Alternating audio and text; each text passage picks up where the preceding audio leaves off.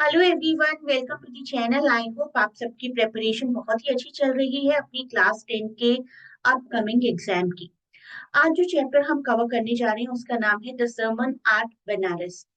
गौतम बुद्ध जी के बारे में बहुत कुछ हमें जानने को मिलेगा इस चैप्टर में, और अच्छे से हम लोग डिटेल में क्वेश्चन आंसर्स भी कवर करेंगे। And very soon I be providing you the PDF for question answers. उसके लिए आपको एक टेलीग्राम चैनल ज्वाइन करना होगा जिसका लिंक डिस्क्रिप्शन में गिवन है।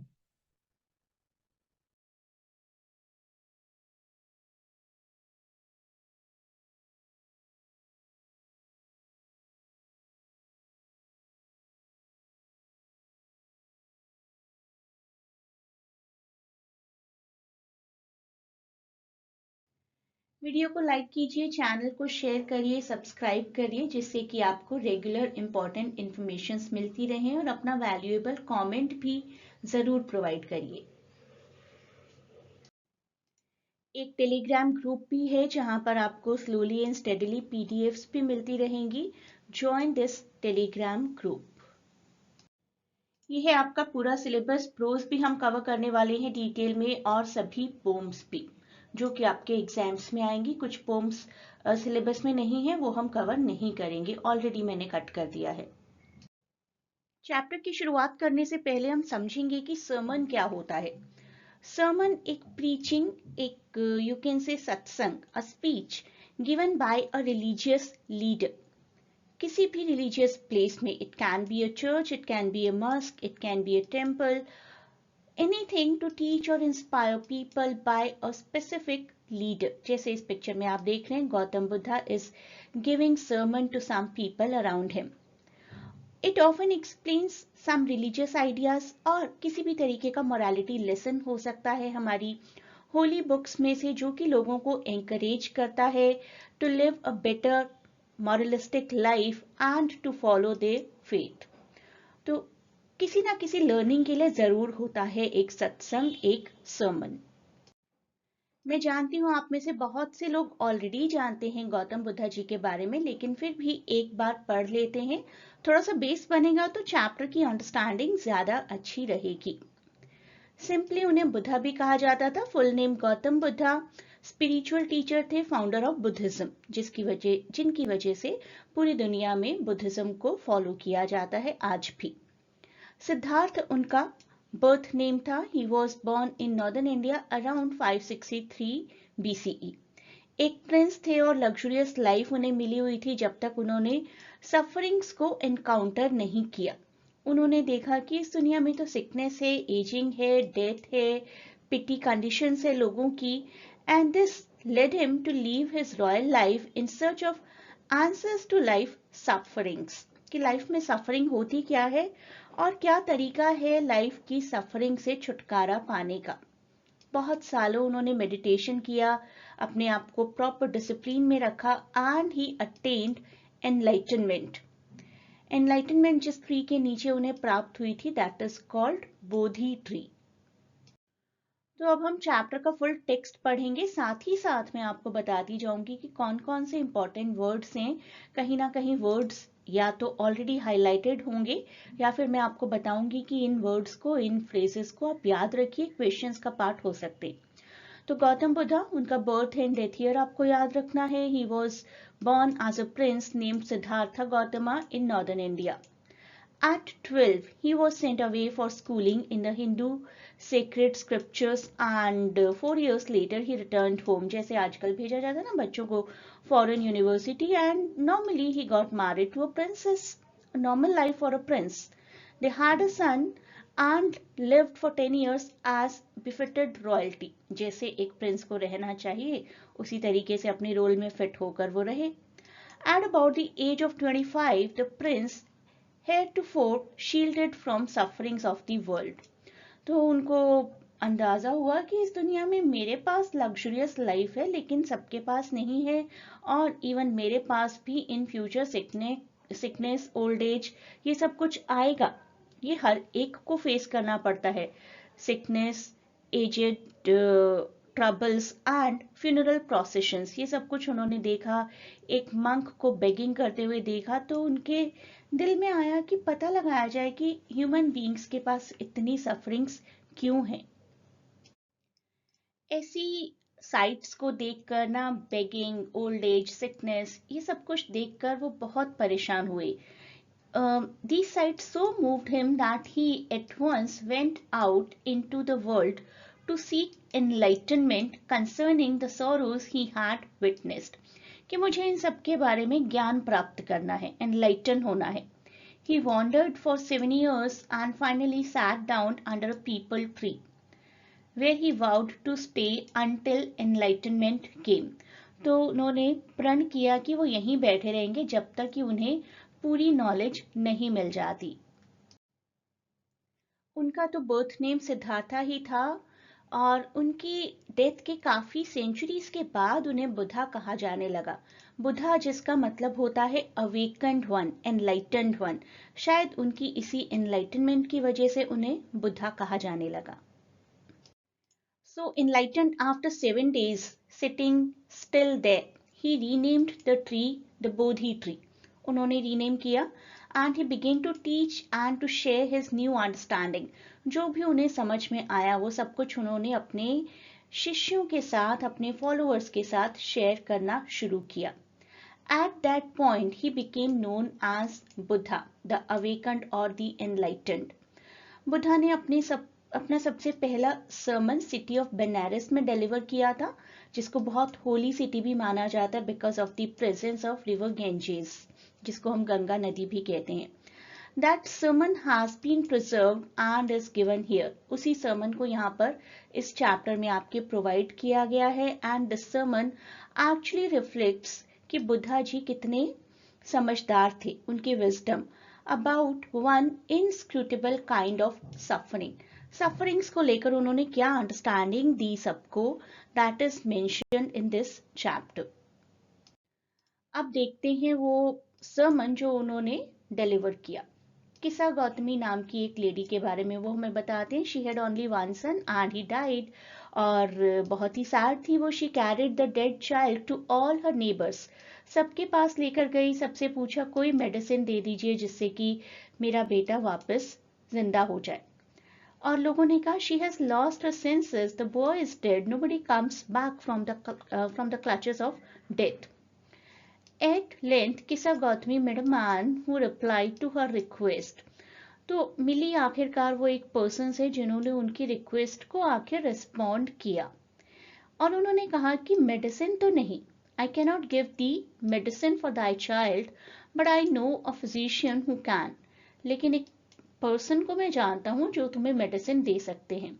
एंड द गर्ल किसा गौतमी सेड कि प्लीज टेल मी, मुझे प्लीज बताइए कि कहाँ जाना है, किसके पास जाना है, आई गो। और उस आदमी ने बताया कि बुद्धा के पास जाओ, गो टू सक्यमुनि द बुद्धा। किसा Gautami repaired to the Buddha and cried, Lord and Master, give me the medicine that will cure my boy. Please मुझे कोई मेडिसिन दीजिए जो कि मेरे बच्चे को ठीक कर दे। तो बुद्धा जी ने उस लड़की को कहा कि मुझे तो बस सरसों के कुछ दाने चाहिए और मैं ठीक कर दूंगा तुम्हारे बेटे को। And the girl was very happy. उन्होंने कहा बस इतनी सी बात, ये तो ले आती हूँ, लेकिन एक कंडीशन। मस्टर्ड सीड, वो सरसों के दाने, must be taken from a house where no one has lost a child, husband, parent और फ्रेंड। एक ऐसे घर से लाना जहां किसी ने कभी किसी को नहीं खोया है। अब किसा जी घर घर घूमी, went from house to house and the people pitied her and said, here is mustard seed, take it. लेकिन जब वो कंडीशन पूछी, did a son or daughter, a father or mother die in your family?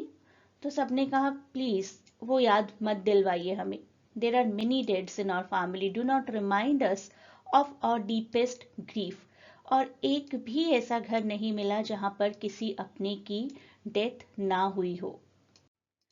ये सब efforts करते करते वो बहुत थक गई थी और बिल्कुल होपलेस हो गई थी। निराशा ने उन्हें घेर लिया था।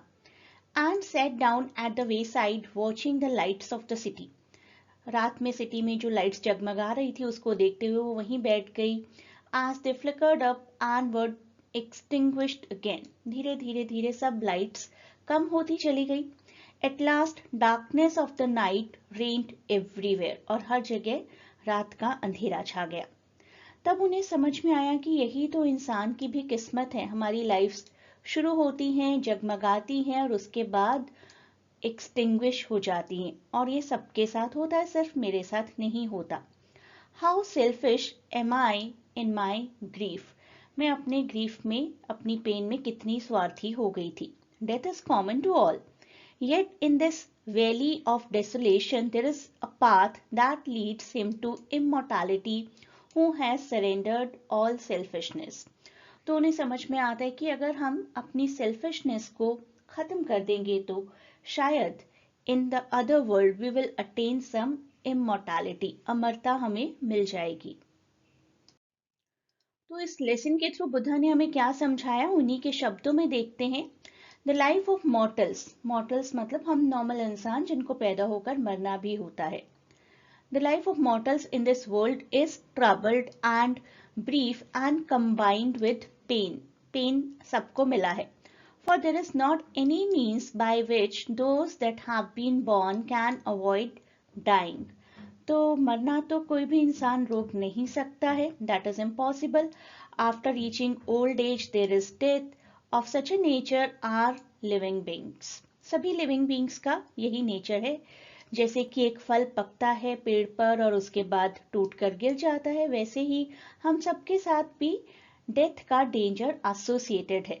As all earthen vessels made by the potter end in being broken. जितने भी बर्तन बनाए जाते हैं कुम्हार के द्वारा, पॉटर के द्वारा, कभी ना कभी तो टूटते ही हैं ना. Same is the life of all the mortals, all the human beings on this earth. Being young and adult, both those who are fools and those who are wise, all fall into the power of death. All are subject to death.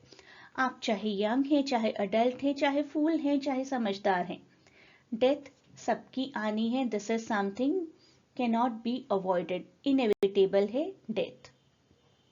तो बुद्धा जी कहते हैं कि इस दुनिया में आए हो तो दुनिया की टर्म्स को तो एक्सेप्ट करना ही पड़ेगा.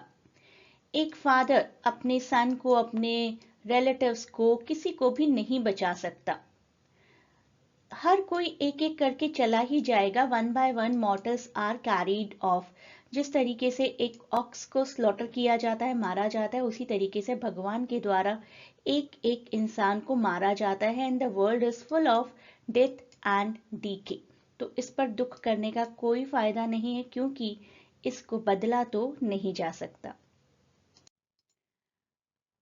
ना रोकर, ना शोक प्रकट करके किसी भी तरीके से आप पीस ऑफ माइंड नहीं पा सकते. इफ यू विल थिंक कि मेरे घर में किसी की डेथ ना हो, मेरे घर में कोई ट्रबल ना आए, तो ऐसा नहीं हो सकता. On the contrary, his pain will be the greater and his body will suffer. जितनी आप टेंशन लेंगे उतनी आपकी बॉडी सफर करेगी. He will make himself sick and pale, yet the dead are not saved by his lamentation. आप जितना मर्जी दुख प्रकट कर लीजिए किसी चीज पर, जितना मर्जी लेमेंटेशन कर लीजिए, आप अपने आप को बीमार बनाएंगे. बट आई नो कि कहना बहुत आसान है, बट ऐसा सोचना कि कुछ भी नहीं हुआ और मूव ऑन हो जाना बहुत मुश्किल है. He who seeks peace should draw out the arrow of lamentation. जिसको शांति चाहिए उसको लेमेंटेशन करना, दुख प्रकट करना छोड़ देना चाहिए. कंप्लेंट करना छोड़ देना चाहिए. किसी भी तरीके का शोक प्रकट करना छोड़ देना चाहिए. He who has drawn out the arrow and has become composed. तो अपने लाइफ में से वो एरो ही निकाल दीजिए जिसमें लेमेंटेशन है, कंप्लेंट है, ग्रीफ है. तब आपको पीस ऑफ माइंड मिलेगा. He who has overcome all sorrow will become free from sorrow and be blessed. तो किसी भी तरीके की चिंता करना छोड़ देंगे, तब आपकी लाइफ ब्लेस्ड बनेगी. अब देखते हैं कुछ question answers. When her son dies, Kisa Gautami goes from house to house. What does she ask for? Does she get it? Why not? So when her son dies, she goes from house to house asking for medicine to cure her dead child. यही किया था उन्होंने शुरुआत में. However, कोई भी उनकी help नहीं कर सकता था because the son is already dead. लोगों को उनसे पिटी होती है, सहानुभूति होती है, लेकिन कोई सॉल्यूशन किसी के पास भी नहीं है ना. She doesn't get the medicine because it is impossible to bring her son back to life. People's response indicate that death is a common experience and no remedy can reverse it. किसी भी तरीके से death को reverse नहीं किया जा सकता. पूरे चैप्टर में वो 2 बार घर घर जाती हैं. तो पहली बार अपने डेड सन के लिए मेडिसिन लेने, दूसरी बार क्यों? Kisa Gautami again goes from house to house after she speaks with the Buddha. What does she ask for? इस बार उन्हें क्या चाहिए? इस बार उन्हें मिलता है या नहीं? And why not? After speaking with Buddha, she goes from house to house again, but this time उन्हें क्या चाहिए? सरसों के दाने, mustard seeds. That too from such a house where no one has ever died. She hopes to find a remedy for her grief. अपनी दुख के लिए उन्हें कुछ ना कुछ रेमेडी चाहिए, उपचार चाहिए. However, as I told you, she doesn't get the mustard seeds. Everywhere she goes, people share their grief. अपना अपना दुख सब बताते हैं कि हमारे घर में भी कोई अपना गया है. And that fact reveals that death has touched every family, not only hers, but every family. So this experience teaches her that death is universal, inevitable, and no one can actually escape death. Second time जब सबको visit करके आती हैं तब उनकी क्या understanding होती है जो कि बेटर हो जाती है. और क्या यही समझाना चाहते थे बुद्धा जी उनको? जी हाँ. Second time she understands that death is inevitable, unavoidable, and affects everyone, unlike her initial belief that her son's death was an isolated personal tragedy. नहीं, ऐसा नहीं था. The Buddha wanted her to realize this universal truth कि suffering, aging, death सबकी life का हिस्सा है, सिर्फ तुम्हारी नहीं.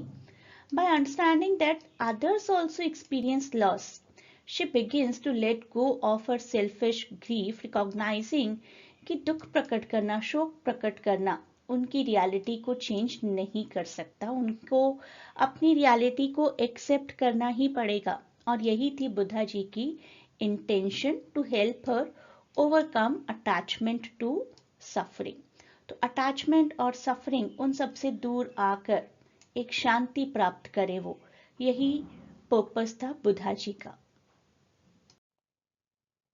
जितने क्वेश्चंस मैंने आपको यहाँ बताए ना, सिर्फ उन्हीं में से ही आपको किसी भी तरीके के क्वेश्चन आंसर्स एग्जाम्स में आएंगे, प्रोवाइडेड कि आप पूरा चैप्टर एक बार अच्छे से पढ़िए.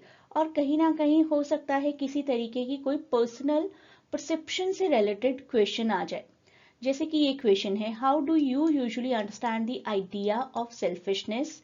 Do you agree with Kisa Gautami that she was being selfish in her grief? तो सेल्फिशनेस का मतलब है कि सिर्फ अपनी नीड पर फोकस करना, अपने डिजायर पर फोकस करना, दूसरों की फीलिंग्स और सिचुएशंस को इग्नोर करना, अंडरस्टैंड ना करना. किसा गौतमी जब शुरुआत में अपने ही ग्रीफ की बातें करती हैं, she was being selfish initially, so consumed by her own suffering. उस वक्त वो फेल हो गई to see the shared experience of the others. उनका ग्रीफ मानती हूं कि पर्सनल था और बहुत ज्यादा था, लेकिन उनका रिफ्लेक्शन जो था initially according to this chapter selfish था, क्योंकि उनके ग्रीफ ने उन्हें उनकी एबिलिटीज छीन ली थी ये देखने की कि बाकी सबके पास भी अपनी अपनी ट्रबल्स हैं. ये टेलीग्राम चैनल का लिंक है जो कि मैं आपको डिस्क्रिप्शन में प्रोवाइड करूंगी. इसको ज़रूर ज्वाइन करिए. यहाँ पर आपको रेगुलर PDF और इम्पॉर्टेंट वीडियो अपडेट्स के बारे में पता चलता रहेगा. Good luck for your exams और नियर बाय एग्जाम्स. अगर आप क्रैश कोर्स ज्वाइन करना चाहें for all the literature part of class 10, you are most welcome. You can connect us through a link given in WhatsApp. वहाँ पर आपको admission detail मिल जाएगी.